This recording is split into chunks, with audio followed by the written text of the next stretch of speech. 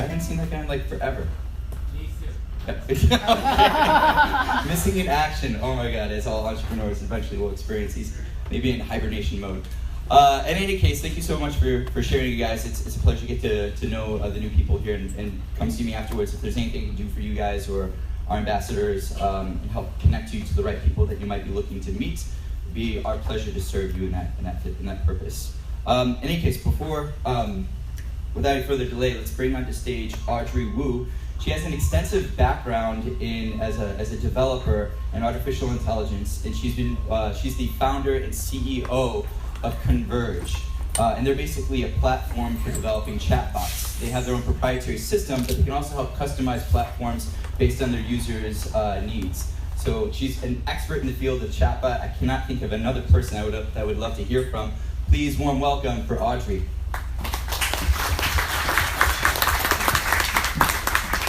Thanks, Mike. And an additional plug for Cross Campus. I actually work out of the one in downtown LA, and I can't recommend it enough. It's fantastic. So, good morning. Thanks for coming out. So the original talk was labeled, chatbots and conversational commerce. I'm actually going to just take it a notch down and just start off with what is a chatbot, right? I mean, I'm sure you guys are all here to find out what this new hot technology is that everyone's talking about, but you don't really quite understand what it is. So I'm going to start off with what my friend told her 5-year-old when he asked, "What does Aunt Audrey do?" Okay, she goes, "Audrey builds robots that live in computers." And like, that's kind of what it is, except, it doesn't live in my computer, it lives, on the interwebs. And I thought that was such a great description for what I did, because, what we are building is essentially robots. But they're robots that can have conversations with you. So it's a bi-directional type of interaction versus any other digital medium, such as websites or apps. It's not a bi-directional kind of engagement. It's one input and then maybe another input out. So that's sort of the amazing nature of chatbots. How many of you guys have used Siri? Okay, how many of you guys have Alexas at your home? Okay, so that's a chatbot, believe it or not, except it's using voice. But it is exact same technology. It's something called text-to-speech. So anything you say to Siri or Alexa, it's translated into text so that it can process everything and then pull the right result for you.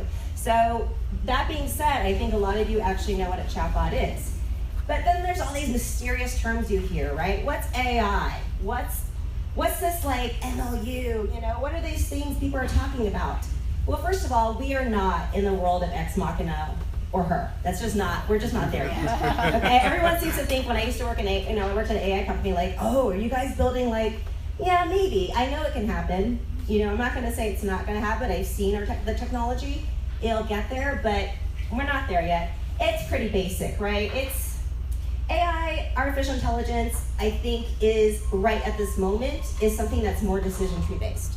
And a lot of people throw out the AI term left and right, saying, we're an AI company. They're not. And I can say that because I work with really complex AI systems, and it's very, very different. Right now, when people say AI in a very off-the-cuff way, what they're saying is that they can match patterns, or they can basically script out responses to things that people say.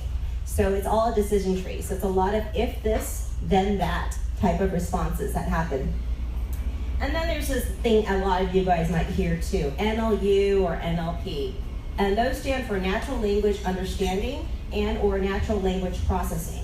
So I think at this point, that's about how far the AI is. So going back to the Siri and Alexa example, where it's taking all your information, but it's doing it in a voice way and understanding it, what it's actually doing is parsing words. And sometimes it could be a word cloud, sometimes it's a trigger, but what it is, it's parsing. And yes, it's natural language because you're not getting like a little menu button.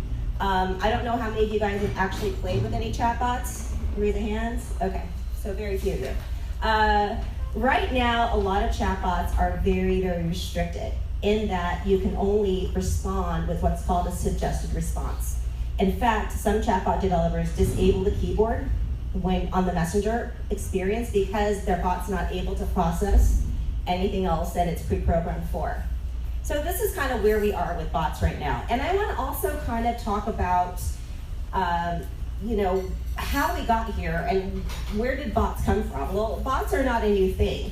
I'd say in the late 90s, I don't know if any of you guys were on AOL Messenger, it was a long time ago, but there was a bot called Smarter Child that came out in the late 90s. It wasn't, it was pretty good, but it just didn't, the world just wasn't ready for something like that yet. So I want to fast forward to China, right? And one of the examples a lot of people use is the messaging platform WeChat. How many of you are familiar with WeChat? Okay, so a lot of you are. So WeChat's basically just like any messenger platform, like your SMS or your Facebook Messenger. And in China, the behavioral differences are very different from they are here. The first device that I think most people get in China is not a laptop or desktop computer, it's a phone. So with your first interaction, your first touch point being a phone, you're a lot more comfortable using it for things that you normally wouldn't. Things that we would consider like, oh, I'm not sure I'm ready to do that. I want to do it on my computer.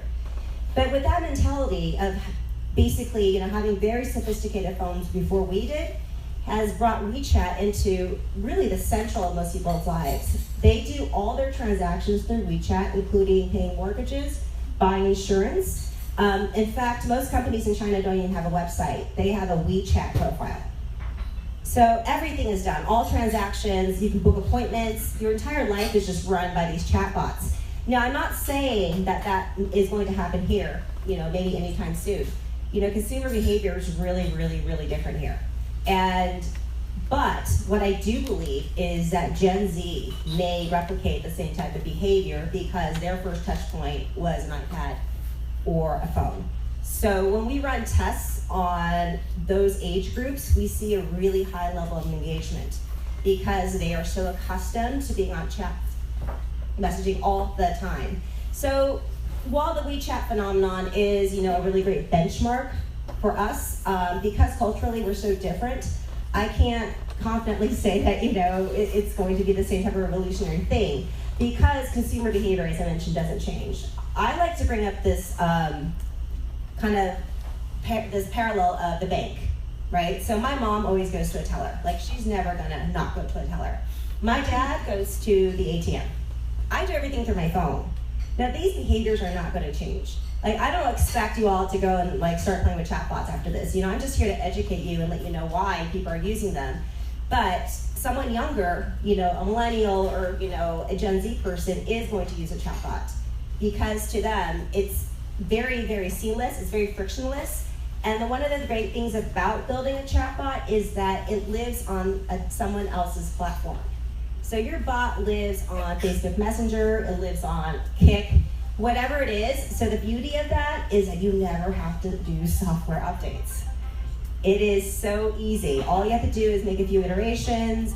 If you need to, if they allow new features within these platforms, you can definitely integrate them. But the reason why I believe so much in chatbots is the frictionless experience of I don't have to send an update every 3 months with bug fixes. I don't have to update my website. The technology is on our side. And as Mike said, we are a development shop with a platform. So all we do is after we build the chatbot is we connect it to the platform. So we are basically platform agnostic. We can live basically anywhere that allows us access to their API. And I think that's one of the really magical things about chatbots.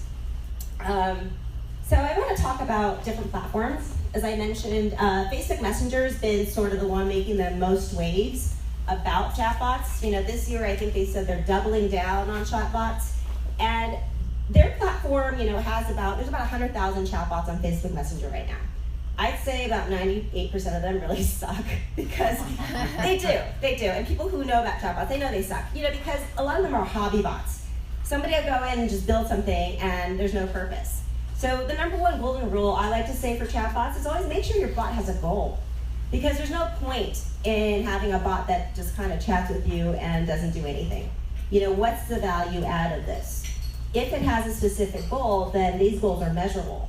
So I want to kind of talk about different use cases of what people have been using bots for. The number one use case right now is customer service. Now, customer service is probably the easiest bot to build because you already know what your top frequently asked questions are. And you have the script already. So I think those are the most easiest things to implement, and there are ways of which when the bot gets stuck, you can hand it off to a real person. Now, there are technologies available like that, so just think about that. You're saving a whole lot of time, right? And you can do these one-to-one conversations at scale. So you can talk to hundreds and thousands of people at the same time, but giving them the same consistent message.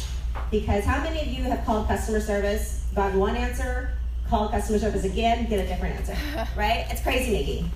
So when you have something like this, it's very consistent. This is the messaging we're sending, it's not confusing, and it's also important to realize that yes, it is a CS bot, but it really maybe shouldn't sound like a robot. I think a lot of thought has to go into a persona of a bot because people aren't going to engage with something that's not interesting. And yes, it's serving their basic need, but I think that if you really put personality behind it, it becomes a better experience. And one thing I want to say is that, with customers, any bot at all, anybody that interacts with the bot, you kind of own them. It's a little bit like email marketing, so they're basically giving you access to them. And they can block you if they want, just like email marketing. But to that point, you kind of have a way to reach back out. So let's say there's a particular problem, in CS, and what's happening, and it's not fixed yet, but you want to let people know when it is fixed. When it is fixed, what you do is you schedule and you segment people that have that specific question, and you push a notification out. And that's super easy. And it's also so much more cost efficient than sending an email out. Emails can get really expensive, as some of you know. Like one email send could be a couple $100,000 versus one ping is, especially on something like Facebook Messenger, which is free right now, and there's no charge per message sent, it is a lot more effective. I want to talk about also news bots. Not necessarily the most interesting bots out there, but I think there's a lot of value. My favorite news bot is called Quartz. It's actually a standalone app, but it has, I think, one of the best conversational UIs out there. There's a TechCrunch bot. A lot of news sources have bots right now, but then again, what they're doing is very mechanical. They're just showing you like today's news, and then you scroll through it and you read their article. It's not exactly the most interesting. So in stark contrast, there's entertainment bots. So I worked at a company called In Person, and we were actually the team that led development behind the Miss Piggy chatbot, the Zootopia chatbot, Power Rangers, what's out right now? I mean, we just did the first chatbot that actually will interact with you at a Disney park. So the Disney's opening up a new park based on the Avatar movie called Pandora. There is a tour guide that we built that you can talk on your phone throughout the park to ask questions. So I've done some pretty innovative stuff in entertainment, and it's a great market, and it's actually, the company In Person is just killing it. But, that's just one sector. And then there's a branded bot. So brands, especially retail brands, for them, data is everything. And my co-founder was behind the development of the Sephora, H&M, and VS Pink bots. And within those bot experiences, they were very conscious of what they were asking and what they were looking for. So a lot of times they left some open-ended answers. So an example would be for the Sephora bot, what is your favorite brand at Sephora? And a lot of surprises there, We thought that younger audiences would want cheaper cosmetics, but it turns out they really want a luxury premium experience.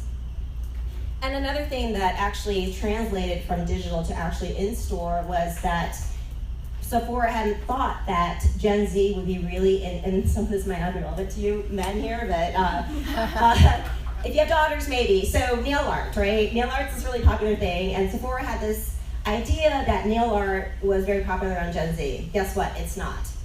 Because every 13 to 18-year-old wants to look like Kylie Jenner. So it's a very different kind of results as they thought. So if you go into a Sephora store today and you ask for nail polish, they don't have it anymore. They don't. They have maybe 6 bottles, but they got rid of their entire nail polish line. So for us, that's a very good validation of what we built actually provided results that a company acted upon. And that's basically, those are the kind of bots that I'm more passionate about because I feel that you're getting learnings from it, you have actionable data, and you can use it just to inform your overall marketing strategy, or even ask your audience, what kind of products do you want in the future? So that you can, focus on your future product development. And then there's these commerce bots, right? There's like a couple of retailers that are trying to test out commerce. It's still a little bit nascent, and I think it's still a bit early for people to be really comfortable to buy things through bots. Obviously I have, just because I want to test things out. And we recently launched a shopping bot with Shopify. And what it is, it's a gift selector. So going through a whole set of quizzes, you get a perfect gift that fits what you're asking for served up to you, and you have the option to buy. So we really just thought this as more of a data play, that we're just gonna get a lot of data points. 78% of all of our users completed the entire quiz flow. And that's a lot of data points. And the cherry on top was that we actually saw a 3% conversion rate from top of funnel, which is pretty amazing if you think about it. Just because, with email open rates and other types of mediums, you're looking at maybe a 1.5 conversion rate, and that's not even top of funnel. So that was a pleasant surprise that showed us that, people are starting to get comfortable with buying things, but it's not necessarily the main goal of your bot. I think the main goal of your bot right now should be in some ways collecting some sort of data, because that is what's actionable. And that is, for me, data is king. And just to kind of wrap up, I think that, bots have been getting a bad rap right now in some ways because of their really bad experiences. So I'm not gonna go encourage you all to go launch bots on Facebook, I'd encourage you to play around with them and just get to understand them, play around with some of the better bots that are out there. Get an idea of the psychology behind it, because one of the final thoughts I'm gonna leave with you is that the things that we learned were that people were really willing to tell you things over chat. When it's a one-on-one environment, the amount of information you can get from somebody is really compelling. So I'll leave you with that tidbit, and hopefully it can confuse you guys even more. And we'll on to Q&A. Yeah, excellent.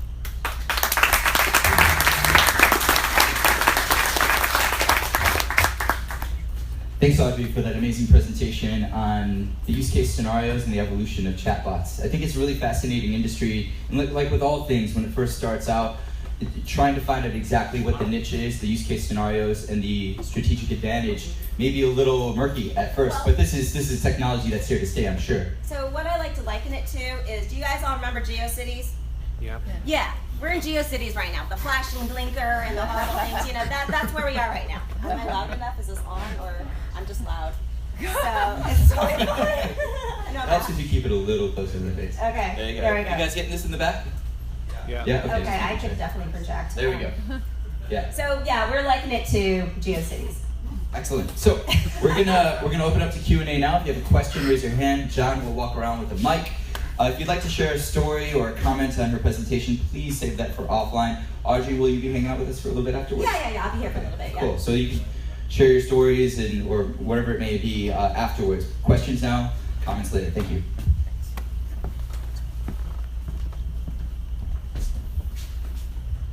Hey, what are some chatbots that you recommend we play around with?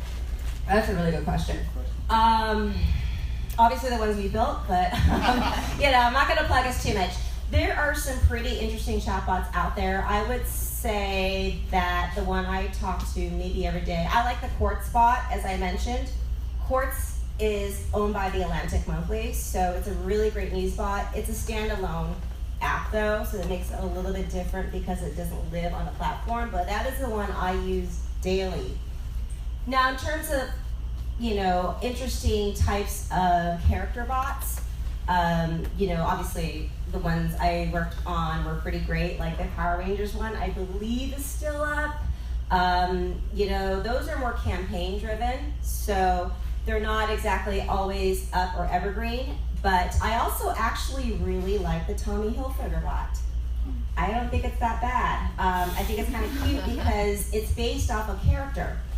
The supermodel called Gigi Hadid, I mean, I don't even really know who she is, but apparently she's really popular. And she is the one talking to you. So, but it's made very clear that I'm the Gigi bot. So I do like that one a lot. I think that another good example is, Burberry.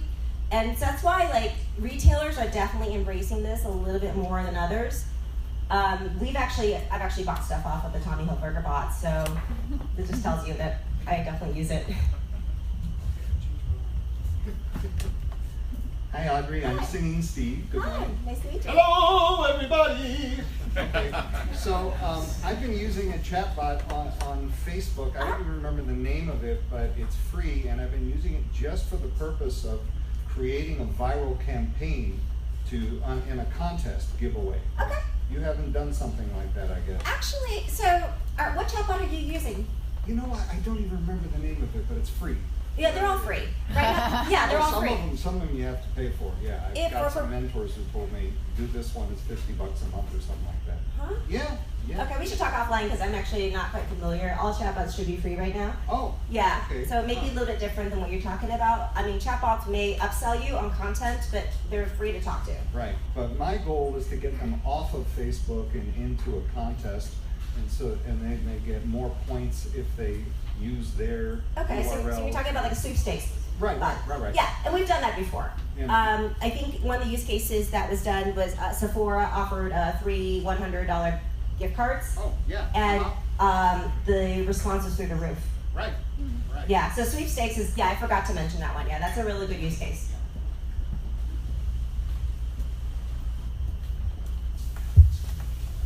Hi, what's the technology difference today if everyone's deploying on the same platforms of Messenger and Kik, and then everyone's leveraging the same backends like Azure and AWS and everything? I'm struggling to see what the actual differentiators are on the technology between all the different chatbots that are out there. The chatbot companies or the chatbots that are built? The chatbots that are Okay, so the basic things that you mentioned, they live on other people's platforms, right? So they're all the same platforms. Not really, because Facebook is a little bit different than Kik. So when we develop for Kik, it's a little bit different. So I'm going to get a little nerdy here. But, okay, 2 platforms. That's Yeah, so I'm going to get a little nerdy here. Do you want to know about how we're building these and why we're different? Okay, so the front. So basically, the front end is very simple. It's usually Node.js, right? It's a very, very simple, easy interface. Now, back ends are where people kind of differ. We use Python. Some people use SQL. It's really up to you. It's a very, very simple build. I think what's harder about it is to make sure that the conversation is good and that you are leveraging all the features that the messaging platforms give you. Now you're asking how they're different. The conversational UI. Some are good, some are bad. So the data. It's the interface. Yeah. It's the interface. Everybody uses the same type of interface because you can't do anything that that basic messenger Kik won't let you do. So you're kind of constrained in a box, but you have to be more as creative as possible. So I hope that answers your question. It tells me they're all the same. Yeah, more or less. They're all the technology, yes. Yep. But how you use it is different. And some technologies actually have pretty good AI built in, so that's a whole different story.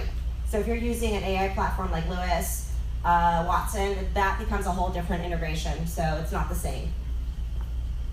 Back here. Hey. So if you were a brand and you used a bot, do you want to be transparent that it is a bot, or are you trying to mimic that you're a person? So it depends. It depends. For us, we actually like to identify it's a bot in some circumstances because you got to know you're not talking to a supermodel, right? That's a bot. She's not online chatting with you.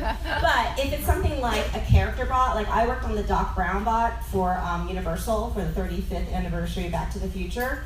We made that actually Doc Brown because the whole storyline behind it was that he was back in the future and he didn't understand his future because it wasn't the future he saw. So that was completely Doc Brown, but it really is use case by use case. Like if I'm doing a Kardashian bot, I'll probably say it's a bot.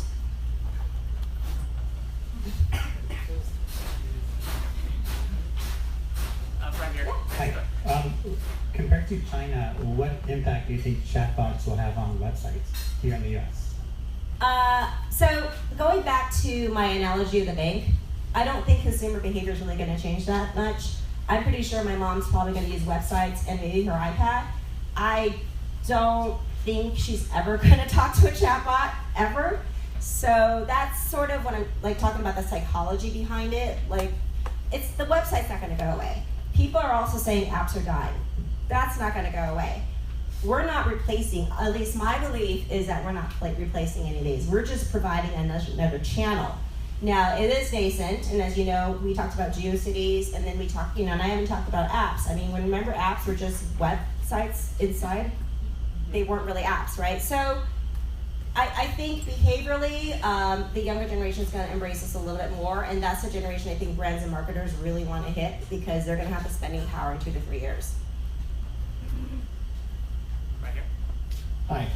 You mentioned IBM and Watson and another company. Is anybody else playing in generalized intelligence with bots? Yes. So Facebook bought a company called Wit.ai last year. In fact, I think they're sunsetting it though because they built in their own natural language processing capabilities into Messenger.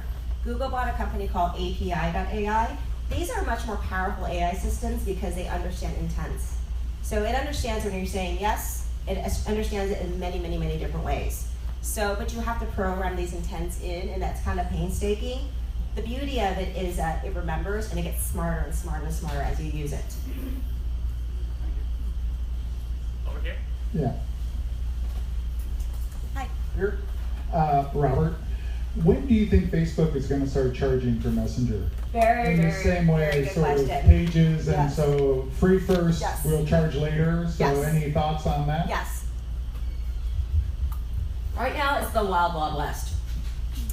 They're not charging anything. Do I think they're going to start charging? Probably. Right now, they're experimenting with ad units that actually are within your newsfeed, that instead of taking you to the website of buy now or learn more, it says message us. And they're also slowly testing out ads within Messenger platforms. So they're monetizing right now still on an ad basis because they want more people to use bots. They have 2 billion users on Messenger. I don't know how many people those people are using bots, but I think they will start charging, just like SMS can be very, very expensive, which is why most developers are staying away from that. Because you have to pay for every message sent and every message received. And right now on Facebook, on Kik, and even Line, anything that we can get onto is free. So yes, I do think they're going to charge though. Right here in the middle. Yeah, so I was curious, what goes into the creation of a chatbot? You talked about decision trees, and I know there's some type of AI involved, but what goes in when you sit down with a client and creating a chatbot, what actually goes into it? And then also, I was curious, for somebody who doesn't know much about chatbots at all, are we talking like mostly Facebook chats, text, like They can be anything. interactions? They can be anything. To answer, I'm going to answer that question first, and then I'm going to actually address your question, which I need you to repeat again because it was a lot. But okay, can you actually re-ask your question? Yeah, definitely. I suppose the first question I should have asked was, we're talking about chatbots, like the landscape. I mean, when I think of chatbots, maybe Facebook, texting, different things like that. But I mean, if it can be anything, what is it typically? I suppose. What platform? Yeah, what platform is it on? Okay, so I'm going to go back to, this is going to actually answer your question of how I handle with a client. Yeah. So the first process we do is ideation, right? What chatbot we're building? Why are we doing this? What's it for? What's the goal? And within that, then we come up with a goal, and then we create the conversational UI. And while we're doing this, within the ideation period, you're trying to understand which audience you're trying to reach. If you're trying to reach people and you have a great following on Facebook, you probably should deploy the bot there because you're going to get more eyeballs. If you have a younger audience, then we might suggest something like Kik, or we might suggest you deploy on all the platforms. So it really depends on who you're talking to. If you send out a teenager bot to a more mature audience, it's not going to work. So again, it's a very marketing decision-driven type of strategy. But that's how we start. And then we do also development, deployment, and maintenance, and the data insights. We collect all that too. It's all on our website, so. Over here, Audrey. Yeah. Hi. Audrey, hi, Martin Entwistle. I work in healthcare. Uh-huh. So if I'm thinking about like a heavier weight application, when I've got particular considerations, security, etc., probably want to use learning AI. what should I be thinking about, in terms of platforms, etc.? Because I've got different considerations than just sticking out on Facebook because I'm selling lipstick. You're what? Because you're what? Selling lipstick. Okay, so are you looking for like a Q&A bot? Is that what you're talking about? I may want to start a patient dialogue, that's got privacy. How are you feeling today? And Okay. Depression, and that leads to decisions. There's a lot of opportunities. Yes, there is. And actually there are people moving into that space. But I probably wouldn't do it on Facebook. You could do that on Alexa. Mm-hmm. So talk about it. What should I be thinking about? I think for something like that, obviously a one-on-one conversation is good. Facebook is fine because you have the ability to actually ask them for their emails or phone numbers in case it becomes something that's really urgent. I think that there are people like Valerie who are actually building bots that are like that, so she would be a good person to talk to. That's more of a emotional type of bot. There are different techniques to that. That is not my forte, but this lady here can probably answer that question for you. Next one's over here. So, kind of a follow-on. How do you compare the Alexa skills to like the Facebook bot? They're very different interfaces, right? So not just the interface, but the capacity. Is it a different capacity? Is it a different thing, or is it really just a different UI? it's a complicated question. Yes, it's a different UI, but you wouldn't develop a Alexa skill the same way you would develop a bot because the medium is so different. So Alexa has its own platform. So it's not like you can build one bot and deploy on everything, as I mentioned earlier. Alexa skills are very different, and because they are conversational in nature by voice, they should be designed differently. You know, and they're fun to work on.